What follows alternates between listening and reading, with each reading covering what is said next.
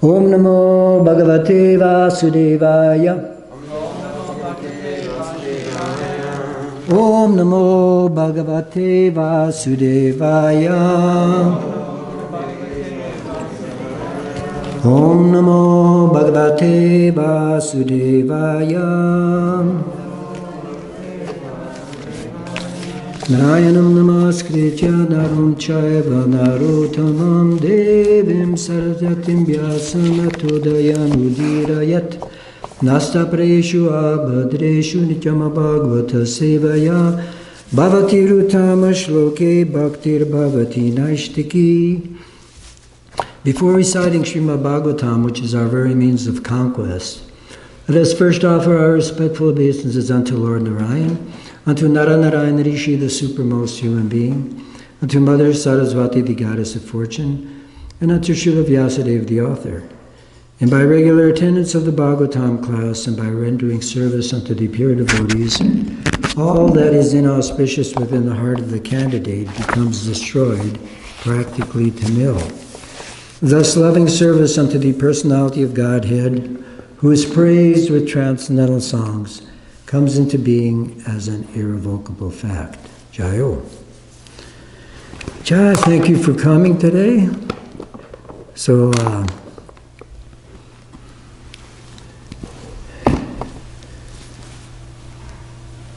let's chant the Sanskrit on Canto 2, Chapter 9, text number 32.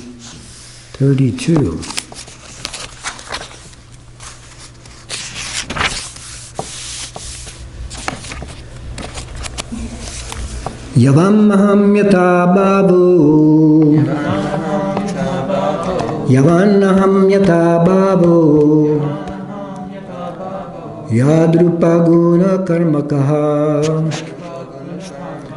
yad-rūpa-guṇa-karmakaḥ. tathaiva tattva-vijñānam. tathaiva tattva-vijñānam. Astu mad-anugrahāt. Astu mad-anugrahāt. Yāvān ahaṁ yathā-bhāvo. yad-rūpa-guṇa-karmakaḥ. tathaiva tattva-vijñānam. Astu mad-anugrahāt. Anyone? Yāvān yathā-bhāvo. yad-rūpa-guṇa-karmakaḥ. tathaiva tattva-vijñānam. astu mad-anugrahāt. Yāvān yathā-bhāvo. yad-rūpa-guṇa-karmakaḥ. tathaiva tattva-vijñānam. astu mad-anugrahāt. Anyone else? Yāvān yathā-bhāvo. yad-rūpa-guṇa-karmakaḥ. tathaiva tattva-vijñānam. astu mad-anugrahāt. Yāvān yathā-bhāvo. yad-rūpa-guṇa-karmakaḥ. tathaiva tattva-vijñānam. astu mad-anugrahāt. Jai, word for word translation. Yāvān, as I am in eternal form. Aham, myself. Yathā, as much as. Bhāvaḥ, transcendental existence. Yat, those. Rūpa, various forms and colors. Guna, qualities. Karmakaḥ, activities. Tathā, so and so. Eva, Certainly, tattva-vijñānam, factual realization. Astu, let it be. Te, unto you. mad-anugrahāt, by causeless mercy. Translation and purport by Srila Prabhupada. All of me, namely my actual eternal form, and my transcendental existence, color, qualities, and activities, let all be awakened within you by factual realization out of my causeless mercy. The secret of success in understanding the intricacies of knowledge of the absolute truth, the personality of Godhead, is the causeless mercy of the Lord. Even in the material world, the father of many sons discloses the secret of his position to the pet sons. The father discloses the confidence unto the son whom he thinks worthy. An important man in social order can be known by his mercy only. Similarly, one must be very dear to the Lord in order to know the Lord. The Lord is unlimited. No one can know him completely, but one's advancement in the transcendental loving service of the Lord can make one eligible to know the Lord. Here we can see that the Lord is sufficiently pleased with Brahmājī, and therefore he offers his causeless mercy to him, so that Brahmājī may have the factual realization of the Lord by his mercy only. So I'm only going to read 3 paragraphs. It's a very long purport, so she just wants me to read the first 3. In the Vedas also it is said that a person cannot know the absolute truth, personality of Godhead, simply by dint of mundane education or intellectual gymnastics. One can know the supreme truth if one has unflinching faith in the bona fide spiritual master as well as in the Lord. Such a faithful person, even though illiterate in the mundane sense, can know the Lord automatically by the mercy of the Lord. In the Bhagavad Gita also it is said that the Lord reserves the right of not being exposed to everyone, and he keeps himself concealed from the faithless by his yoga maya potency. To the faithful, the Lord reveals himself in his form, quality, and pastimes. The Lord is not formless, as wrongly conceived by the impersonalist. But his form is not like that we have experienced. The Lord discloses his form even to the extent of measurement to his pure devotees. And that is the meaning of yāvān, as explained by Srila Jiva Goswami, the greatest scholar of Srimad Bhagavatam. So we'll end the purport there. The translation again, all of me, namely my actual eternal form, my transcendental existence, color, qualities, and activities, let all be awakened within you by factual realization out of my causeless mercy. Let everything be awakened. That's interesting, isn't it? So actually Prabhupada revealed everything to us too, didn't he? He revealed the entire Vedic culture to us. He didn't just come here with 1 or 2 points. Please surrender to me or anything. He brought the entire Vedic culture. He brought the entire parampara. He brought Krishna. He brought everything. The whole culture transplanted throughout different parts of the world. Hopefully throughout the entire world. Someday, huh? So, interesting thing is Prabhupada wanted to make his books very authoritative. So he made sure that the original Sanskrit is there and the Roman transliteration, word for word meaning, to make it very scholarly. So we should understand that Sanskrit is actually the best language for especially spiritual life. Just like the best weapons always go to the best soldiers, isn't it? The best horse goes to the best rider. The best of everything goes to the best person. So the best language is suited for the best philosophy, the highest philosophy. So this is considered, the very word Sanskrit, sans means total. It means refined. It's perfect. It's actually considered to be even the language of the gods.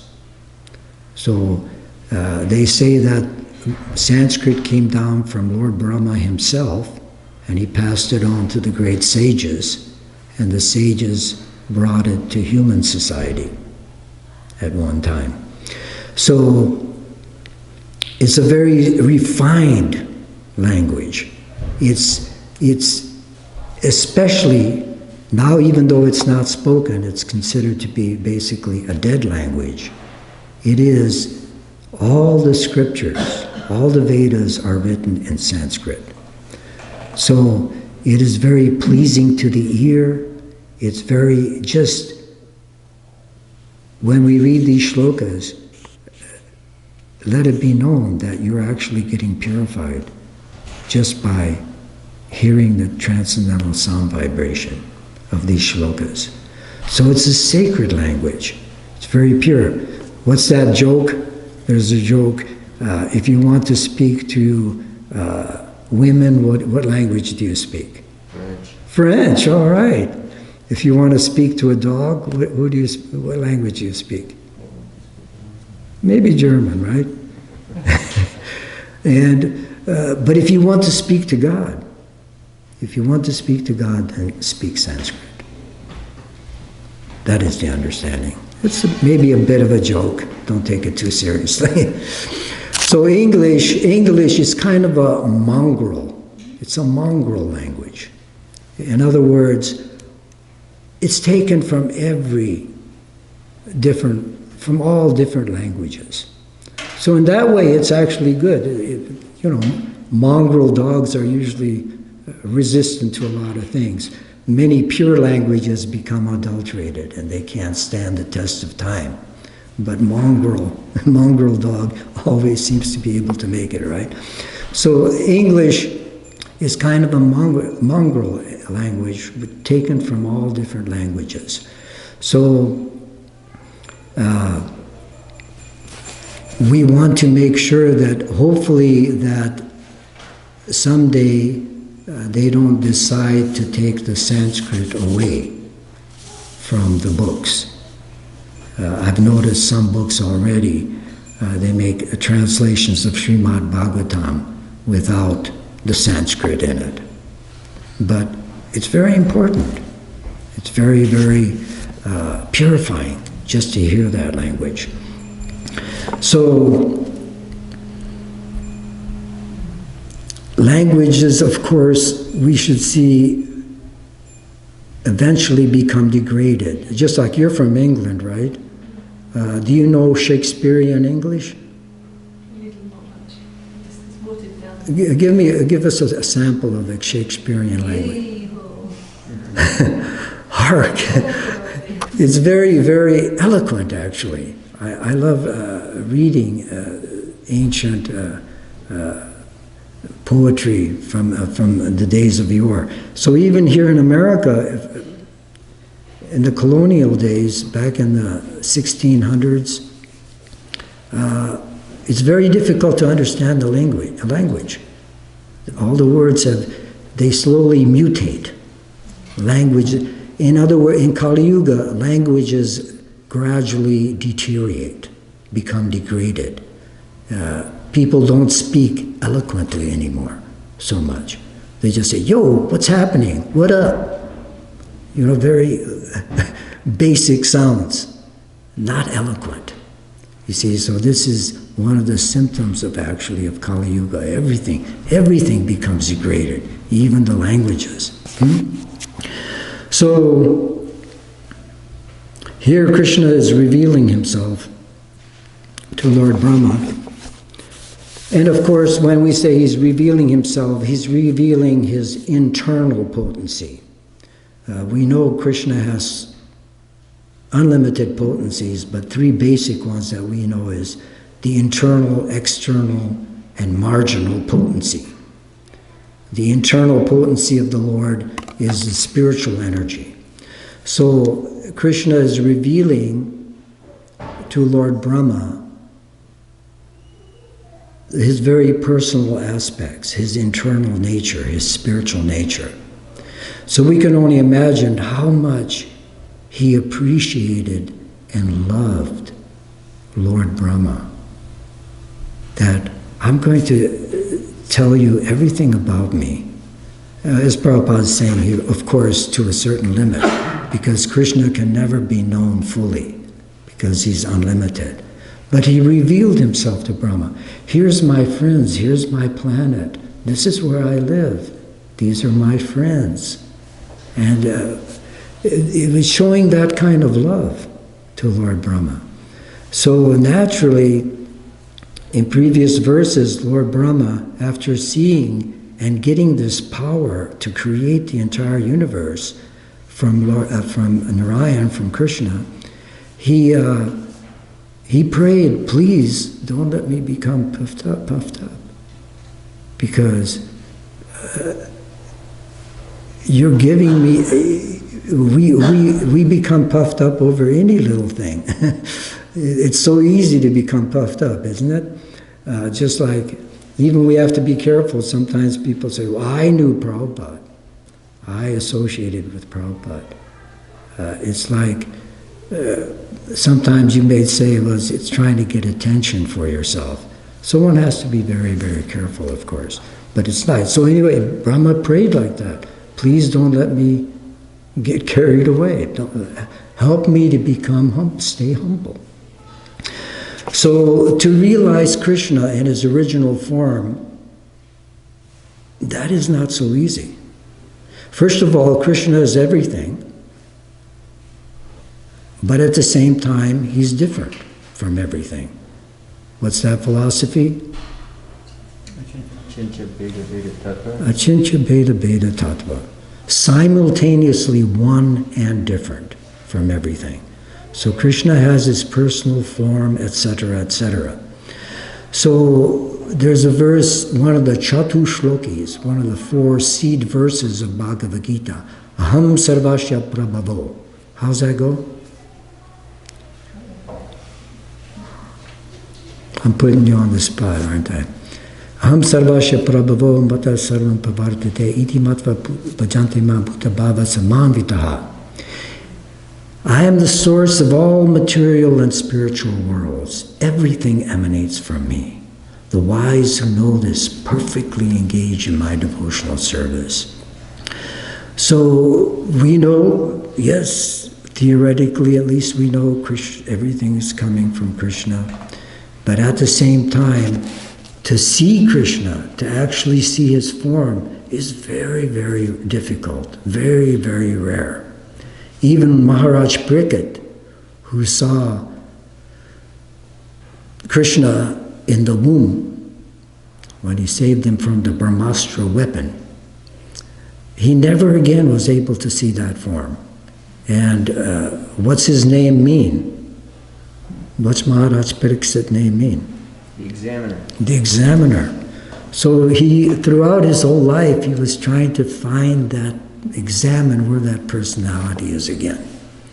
So the examiner, Maharaj Parikshit, he wanted again to see that form. So the best way for us to be able to see Krishna is actually, Krishna states himself how we should see him. So Krishna is the original guru, Jacheta Guru, the guru within. So he's passing on this knowledge to his very dear disciple, Lord Brahmājī. One thing we should understand is, a lot of times when we approach a guru, we always ask, is he a bona fide guru? Is he for real? Is he the genuine article? But very few people ask, are you the genuine disciple? are you qualified disciple? You see, so both have to be there, not just the bona fide guru. How about the bona fide disciple? What do you think, Bhagavad Gita? Oh, I'm sorry, I was spacing out for a second. Well, that's why I brought you back. So we have to have the bona fide disciple also. So when these two become together, that's why Krishna said, Arjuna, I'm giving you this knowledge because you're my very dear friend and devotee. Therefore you can understand the transcendental mysteries of my understanding. So then everything will work out, everything will go into sync. So we want to, of course, see the Lord. Like I said, it's very, very difficult to take Krishna's darshan. That is spectacular, right? What's that verse in Brahma Samhita? Pantashtu koti satavatsara sambragamyo vayoratapi manasumuni pungavanam supyasya paraparashimni avichinchya tadve govindamari purusham tamam bhajami. I worship Govinda, the primeval Lord. Only the tip of the toe of his lotus feet is approached by the yogis who aspire after the transcendental and betake themselves to pranayam by drilling the respiration, or by the jnanis who try to search out the non-differentiated Brahman by the process of elimination extending over thousands and millions of years. So just to get the glimpse of the rays that are coming from the tip of his toe takes thousands of years for yogis to achieve that. So it is not so easy, but as I said, Krishna gave us the method of how to come and see him. So that's written throughout Bhagavad Gita. Maybe you can give us a verse where Krishna says something to that extent. No? Can anybody remember anything? In chapter 10 it tells you that you can see him by the taste of water. By the taste of water. Oh, okay. You see, so that's one way of seeing him, yeah. It's all bona fide, it's in the Shastra, right? It's in Bhagavad Gita. So anyway, there's many, many different verses. But specifically, in this day and age, Lord Krishna incarnated as Lord Chaitanya Mahaprabhu. And in that incarnation, he actually taught how we can actually approach Krishna. So he gave us the method, the most sublime method for this day and age, which is the chanting of the holy names.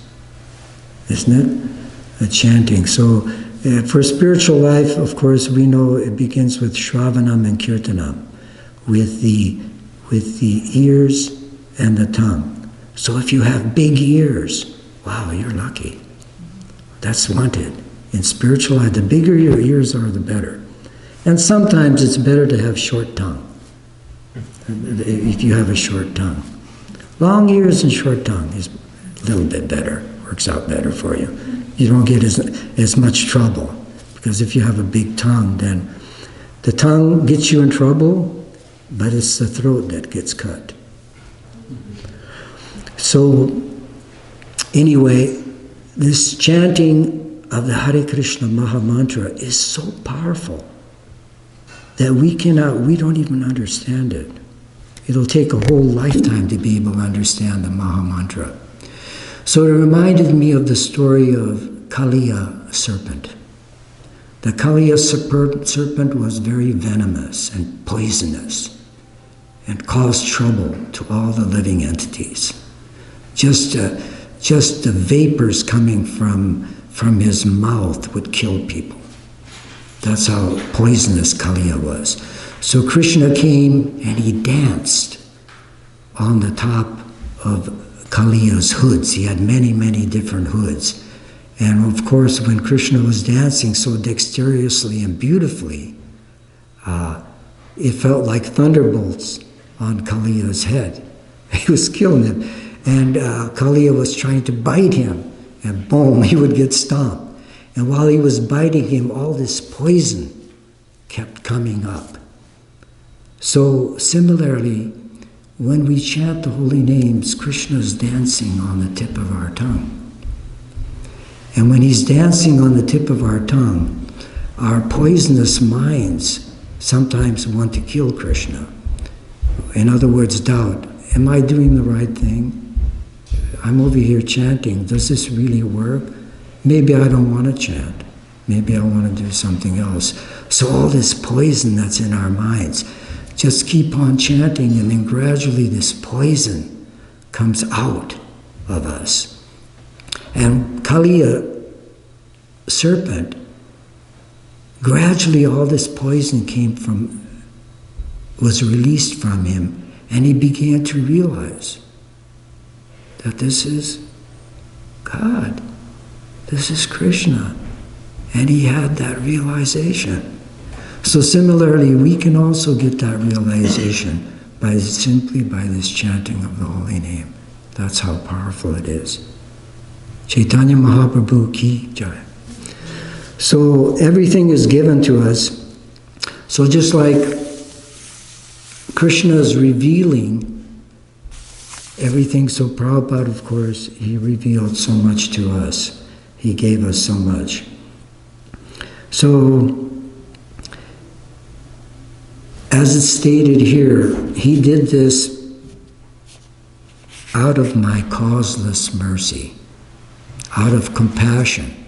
So this is Krishna's mercy.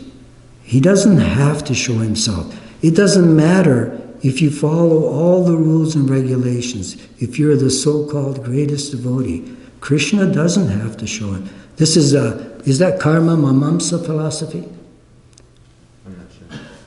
Karma mahamsa philosophy is, you don't have to worship God. All you do is do your duty, do what you have to, and the result will come automatically.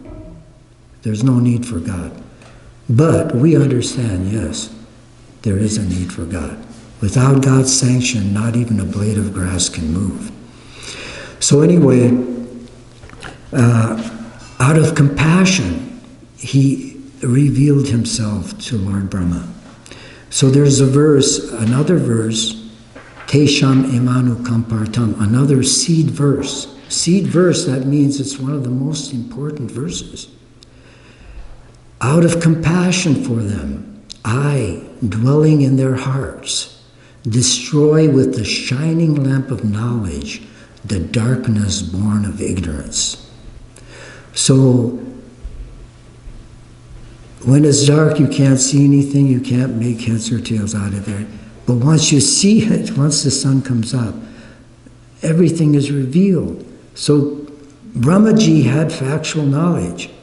He saw Krishna, he saw the eternal abode.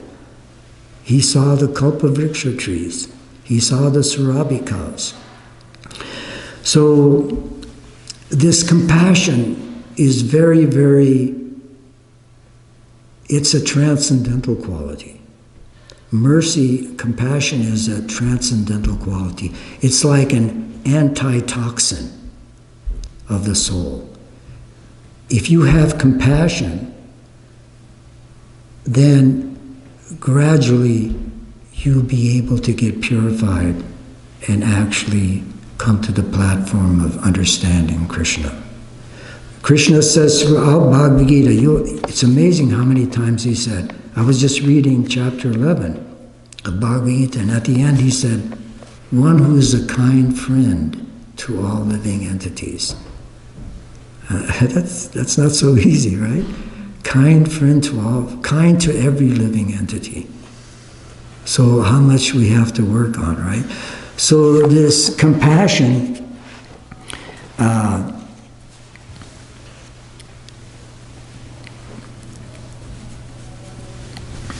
it's one of the close relationships of the heart. In fact, I can tell you, do you know how to make gold? I can, in one way I can show you how to make gold. If you're a chemist, what do? You take certain elements. So this is a different type of gold.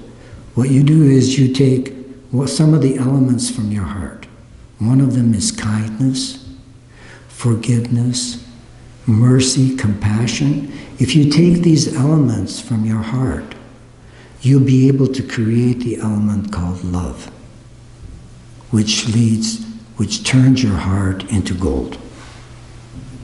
So you'll have a golden heart, which is, factually speaking, the real gold. So I'm telling you how to make real gold right now. And you have those elements already, so you can become an alchemist and turn your heart into gold. So this Krishna consciousness, what Prabhupada brought, he brought compassion and mercy. This entire movement is composed of compassion and mercy. When Prabhupada came here, that was his mercy. When Prabhupada when we have Charanamrita, that's his mercy. When we have the deities, that's Krishna's mercy. When we have the chanting of the holy names, that's mercy. When we have prasadam, that's mercy in the form of foodstuffs. This garland, that is mercy. The association of devotees, that's mercy. Everything is mercy, you see. So this is how, if you will, the survival of the species, of every kind of species, will be hinged on mercy and compassion.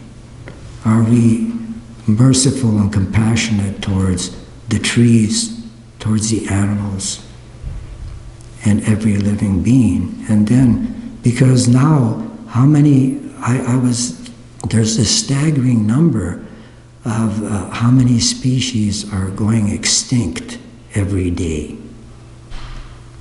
There's animals that used to be here that are not here anymore. There's many, actually even humans, there's many tribes, many different types of humans that used to be here.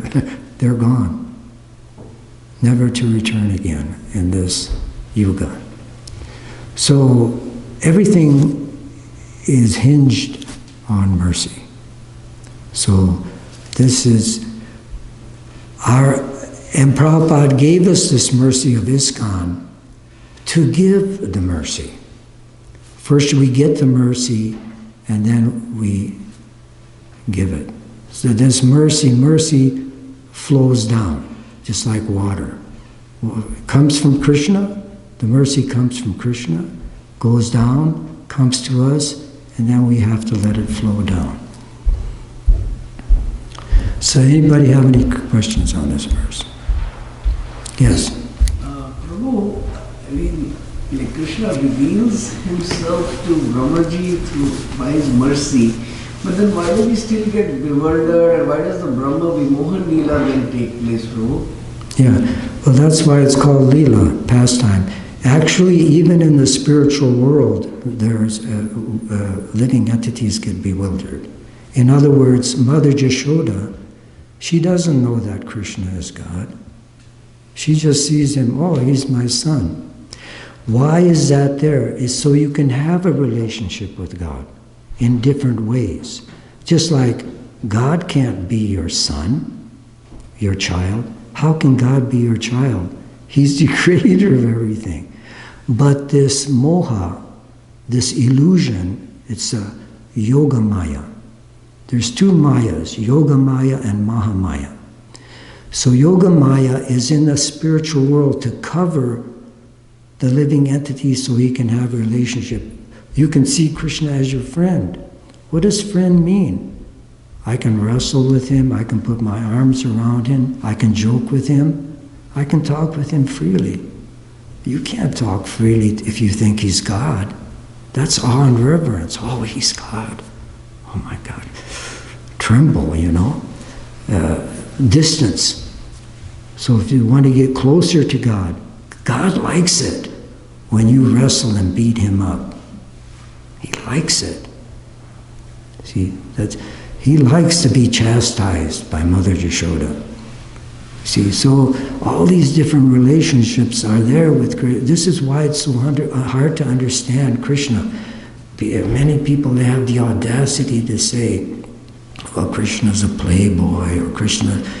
He's the only person that they made a temple out of a thief. Has anybody ever made a temple out of a thief? Krishna is called, he used to be a butter thief. Krishna used to steal. And it's so delightful that we made the temples for Krishna, for a thief. Or Krishna is a coward. He ran from the battlefield when he was fighting Jarasandha. He's glorified, you see, because you don't understand the entire picture. Therefore you think that, oh, Krishna is a thief. Krishna is a playboy. Krishna is this, Krishna is that. Krishna can be anything and he's pure. In other words, he's apapavidham.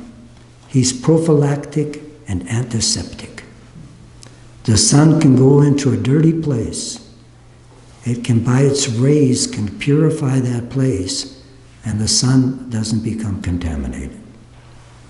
Krishna is all good, all powerful. Krishna can do no wrong. Just like if you kill somebody, you're a murderer. They'll put you in jail. If you can kill thousands of people, oh, then you're Alexander the Great. We'll make statues of you. Then you're a conqueror. But if you can kill everyone, then you're God. So Krishna is killing everybody already, in one sense. So, anybody have any other questions on this? Please be free. Feel free to ask.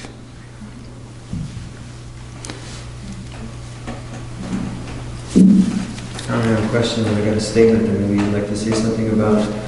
Another incident of a similar kind of thing happening where Lord Krishna just bestowed all the power of knowledge of everything about him was in the Chaitanya Charitamrita as he was speaking with Sanatana Goswami and describing all the processes of devotional service in the later chapters of the Madhya Lila. And in the end, Sanatana Goswami was so intelligent to say that you want me to write all these books, but this knowledge that you're telling me about is so above me. So you please put your hand on my head and say, may all of these truths be known to you. And then Sanatana Goswami goes to Vrindaban, and we can only imagine how his mind and heart must have been raging with knowledge after that incident. Yeah, Krishna is known as Yogeshwar, the supreme magician. He can do anything. And really, basically, the reason Sanatana Goswami was able to understand everything is the same boat that we're in. It's by Krishna's mercy. Just like if you say, Vyapi, can you become a pure devotee? If you ask me, I'll tell you right now, no, I can't. It's impossible. But as soon as you put Krishna in the equation, if Krishna helps me, then why can't I become a pure devotee? Of course I can become a pure devotee. All the doubt is removed. You see, so Sanatana Goswami made the right statement. He said, I can't understand this. I agree with him. Sanatana Goswami can't understand all this. But as soon as he asked Lord Chaitanya Mahaprabhu for the mercy, then poof, everything is there again. So we have to learn how to depend on Krishna. We are not separatists. We don't think we have enough brain power. We don't think that we have enough strength to do anything on our own like this.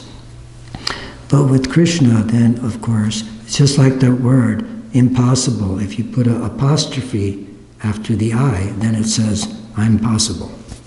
So that I, that's Krishna. That little comma, whatever you call it. What is it? That little wheat. So does anybody have any other questions on this? I thank you very much. Srimad Bhagavatam Ki Jai. His Grace Vyapi Ki Jai.